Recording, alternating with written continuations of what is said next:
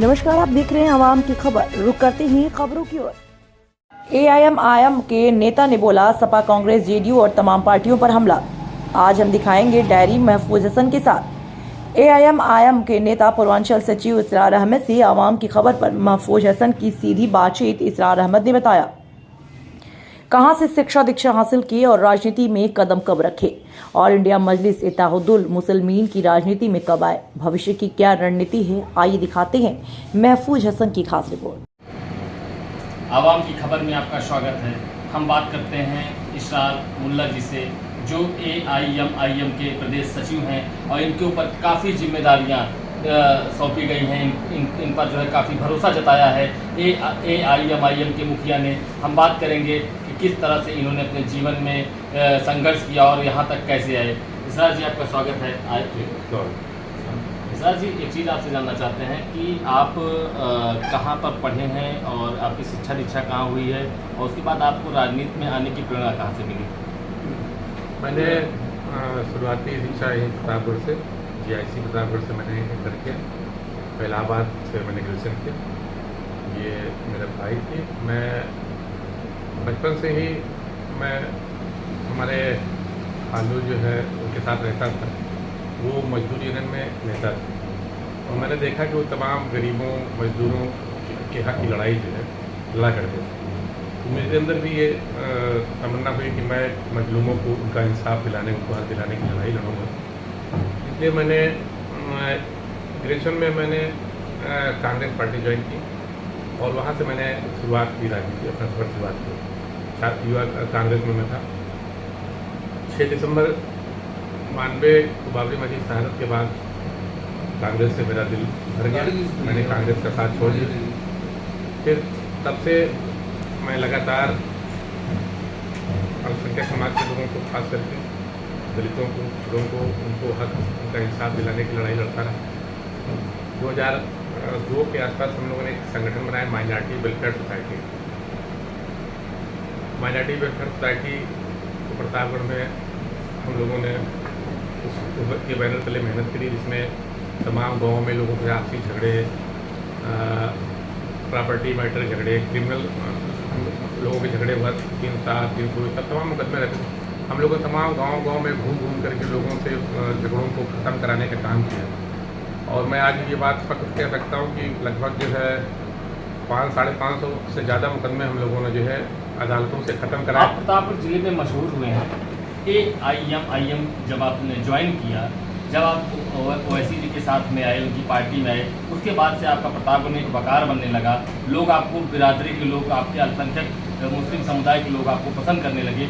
आप कब आए और इसका सफ़र कैसा रहा? मैंने 2018 में मैंने 1 जनवरी 2018 को मैंने मजलिस इत्तेहादुल मुसलमीन ज्वाइन किया और तब से मैं मजलिस के एक कारकुन की हैसियत से मैंने काम शुरू किया। मुझको प्रतापगढ़ जिले की जिम्मेदारी दी गई, जिला अध्यक्ष बनाया गया। तो 18 से मैं मजलिस में लगातार काम कर रहा हूँ। आप मजलिस में आए, उसके बाद आपने विधानसभा का उपचुनाव भी लड़ा। चुनाव में आपने बड़ी दमदारी से आपको यहाँ की आवाम ने सपोर्ट किया। क्या कारण रहा उसके बाद आप पूरी तरह से प्रतापगढ़ से गायब जैसे हो गए? नहीं, गायब जैसे तो नहीं हो गए, ये तो गलत बात। असल में देखिए ऐसा कि मैं पहले जिस तरह से आप मुद्दे उठाया करते थे अपने समाज के लोगों के लिए, उनको जागरूक करने का काम किया करते थे, कहीं प्रताड़ना होती तो आप वहाँ पहुँचते थे। ये चुनाव के बाद आप पूरी तरह से अपने आप को बैक कर लिए, क्या कारण रहा? देखिए, 2 तरह की बात। एक ये है कि मैं 18 में जिला अध्यक्ष बनाया गया, तब उस समय मेरे ऊपर जिले की जिम्मेदारी थी। जिले की जो भी वारदात होती थी हर जगह मैं एक्टिव पार्टिसिपेट करता था। 19 में बाई इलेक्शन में रहा, उसके बाद 22 के इलेक्शन में भी रहा। मैं यहाँ लगातार एक्टिव रहा। उसके बाद पार्टी ने मुझे प्रदेश में पूर्वांचल की जिम्मेदारी दी, तो हमारे चार्ज में 32 जिले आ गए। तो अब हमको ज़्यादा समय जो है उन जिलों में देना पड़ता है जहाँ हमारा प्रभार है। कौशाम्बी से लेकर सरवस्ती तक पूरा पूर्वी उत्तर प्रदेश ये लगभग 32 जिले बनते हैं। तो ज़्यादातर हमारा सफ़र बाहर रहता है।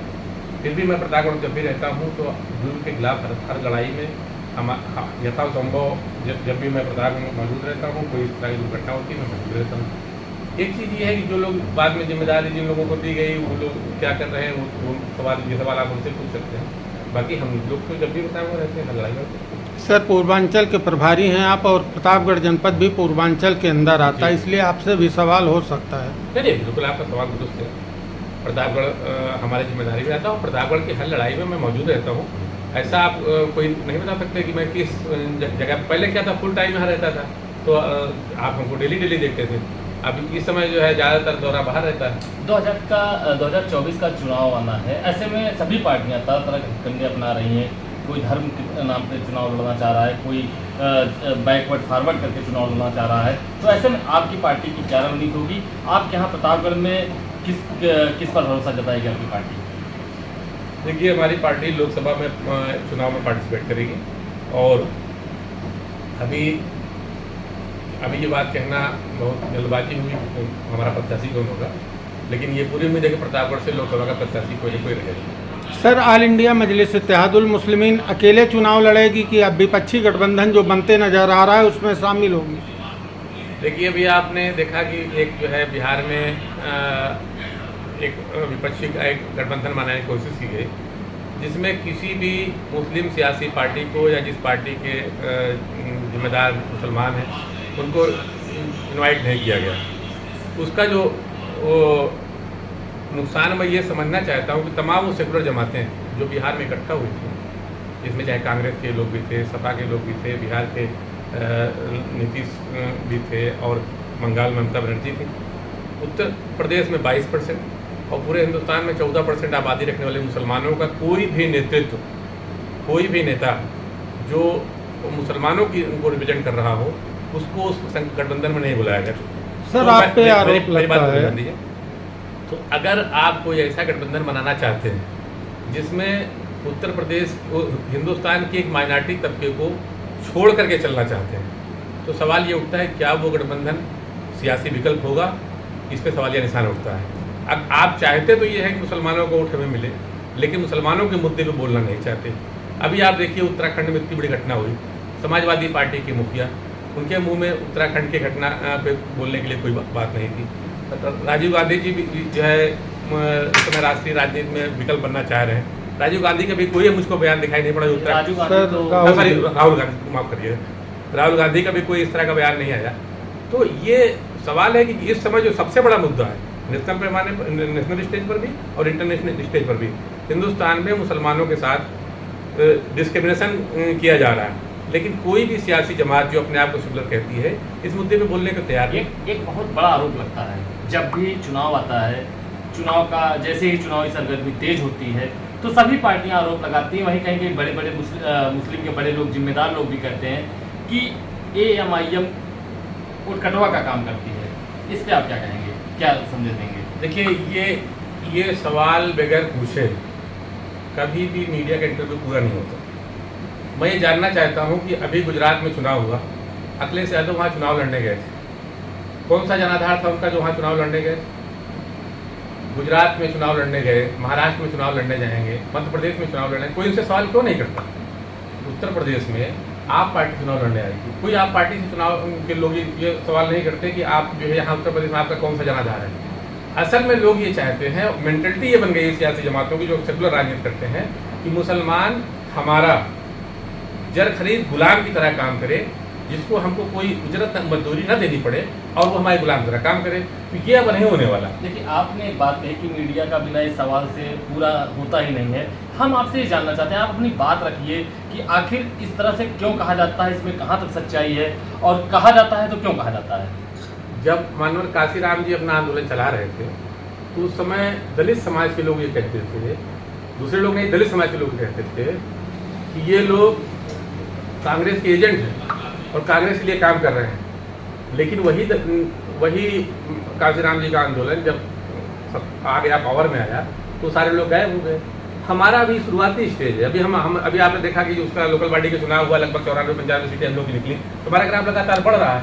हमारा शुरुआती है दौर है। जिन लोगों को हमारे वजूद से, हमारे खड़े होने से, हमारी पार्टी के स्टैंड करने से जिन लोगों का वोट बैंक घट रहा है, जिनका नुकसान हो रहा है, वो तमाम तरह तरह के इल्जाम लगा रहे हैं। इस साल 24 का मैनिफेस्टो आपका क्या होगा? भाई 24 में हमारी पार्टी चुनाव लड़ेगी। मैनिफेस्टो क्या होगा? दलितों कमज़ोरों, अल्पसंख्यकों के हक हकूक़ की लड़ाई के लिए हमारी पार्टी काम कर रही है और उस मुद्दे पर लड़ती रहेगी। सबको उनका हक दिलाने का काम कर रहे हैं। आज मैं ये दावे से कह सकता हूँ कि पार्लियामेंट में विपक्ष के नाम पर, बावजूद कि मुख्य विपक्ष पार्टी कांग्रेस है, सन्नाटा है। एक अकेला नेता है जो पार्लियामेंट में बोल रहा है, वो सबकी लड़ाई लड़ रहा है, चाहे दलितों की, चाहे किसानों की, चाहे छात्रों की, चाहे अल्पसंख्यकों की, सबकी लड़ाई लड़ रहा है। तो जो आदमी आज आपके पार्लियामेंट में मुख्य विपक्ष की हैसियत से लड़ाई लड़ रहा है, उसके साथ मैं इन्वाइट करना चाहता हूँ तमाम दलित समाज के लोगों को, तमाम बैकवर्ड समाज के लोगों को। उत्तर प्रदेश में खास करके दलित समाज भी इस समय नेतृत्वहीन हो गया है। न तो दलितों के हक की लड़ाई मायावती जी लड़ रही हैं, न बैकवर्ड समाज की लड़ाई समाजवादी। इस समय दलितों के नेता हैं रावण, चंद्रशेखर रावण जी, और अखिलेश भी बोलते हैं। तो क्या कहना है? नहीं, अखिलेश तो नहीं बोलते। मैं एकदम खुला बोलता हूँ कि अखिलेश तो यादवों के साथ जुल्म होता है, उस पर नहीं बोलते। अखिलेश तो सिर्फ ये बोलते हैं कि जब भाजपा हारेगी तो मैं विकल्प के रूप में रहूँगा। ये उत्तर प्रदेश में जो जुल्म है, ये अखिलेश सिर्फ और सिर्फ अखिलेश का नाकारापन है, मुख्य विपक्ष के रूप में उत्तर प्रदेश में है। और कभी भी मैंने इनको असेंबली में किसी मुद्दे पर लड़ते नहीं देखा। इनकी जिम्मेदारी बनती थी जो उत्तर प्रदेश में जुल्म हो रहा था। अभी आप देखिए कि वहाँ एक जो है टीचर को, कोचिंग चलाने वाले मास्टर को अपने कोचिंग में नमाज पढ़ा रहा था, उसको अरेस्ट कर लिया गया। बताइए, कोई बात है? आदमी अपने घर में नमाज नहीं पढ़ सकता, अपने प्रतिष्ठान में नमाज नहीं पढ़ सकता? इस तरह का जुल्म हो रहा है। और समाजवादी पार्टी मुसलमानों के वोटों के खैरात से पलने वाली समाजवादी पार्टी की मुखिया के मुंह में जबान नहीं, आदमी जेल में बंद। सर, अभी आपने कहा कि मीडिया का सवाल पूरा नहीं होता और लोग आरोप लगाते हैं कि आप और आपके नेता केवल मीडिया और सोशल मीडिया पे मुद्दे उठाते हैं, ज़मीन में कहीं आप जो है लड़ाई लड़ते नज़र नहीं आते। जिन लोगों के पास पिछले 25 सालों से 30 सालों में, खास करके मंडल आयोग आने के बाद से जनता का वोट रहा है, उनसे कभी आपने ये सवाल पूछा कि ये लड़ाई क्यों नहीं करते आप? नहीं सर, सवाल तो होता ही है। मेरी बात सुनिए, एनआरसी से लेकर के, ट्रिपल तलाक से लेकर के, मुसलमानों के साथ मॉब लिंचिंग हो रही है, उसको लेकर के आज तक जो जुल्म हो रहे हैं, इस समय जेसीबी लगाकर लोगों को घर गिराया जा रहा है। किसी मुद्दे पर आप बताइए कि समाजवादी पार्टी या बहुजन समाज पार्टी, जो कि 2 पार्टियां उत्तर प्रदेश में है, किसी मुद्दे पर बोल रही है? MIM तो बोल रही है, हर मुद्दे पर बोल रही, लड़ रही है। हमारी जो ताकत है, हमारी जो हैसियत है, हमारे जो जितना हमारे जो बिसात है, उस पर हमारे संगठन लड़ाई लड़ रहा है। हमारे लोगों के ऊपर NSA लगाए जा रहे हैं, हमारे लोगों के ऊपर पकड़ के जेलों में बंद किया जा रहा है। तो हमारे लोग तो लड़ रहे हैं लगातार। मिश्रा जी, आखिरी सवाल है आपसे। आप इस 24 का चुनाव है, ऐसे में आप अपने आवाम को, अपने क्षेत्र में आप भी वोटर रहे हैं, आपने चुनाव लड़ा, काफ़ी से वोट आपको मिले थे, तो आप अपने वोटरों को, यहाँ के समाज के लोगों को क्या संदेश देना चाहते हैं? मेरा संदेश ये है कि कभी भी जुल्म की सरकार बहुत लंबा नहीं चलती। जो लोग आज सत्ता में हैं, कल नहीं होंगे। आपको संयम से और आत्मविश्वास के साथ कानून पर भरोसा रखते हुए और इस उम्मीद से कि हम इस जालिम सरकार को बदलेंगे।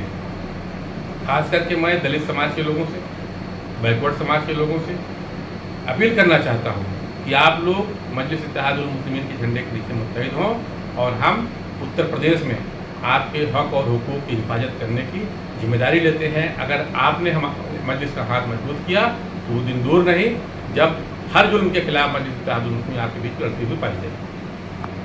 ये थे हमारे साथ इसरार जी, जिन्होंने पूरी बात बताई कि इनकी शिक्षा दीक्षा कहाँ से हुई है, राजनीति में कदम कहाँ से रखे और अब ये कहाँ पर हैं और क्या कर रहे हैं। महफूज हसन, आवाम की खबर।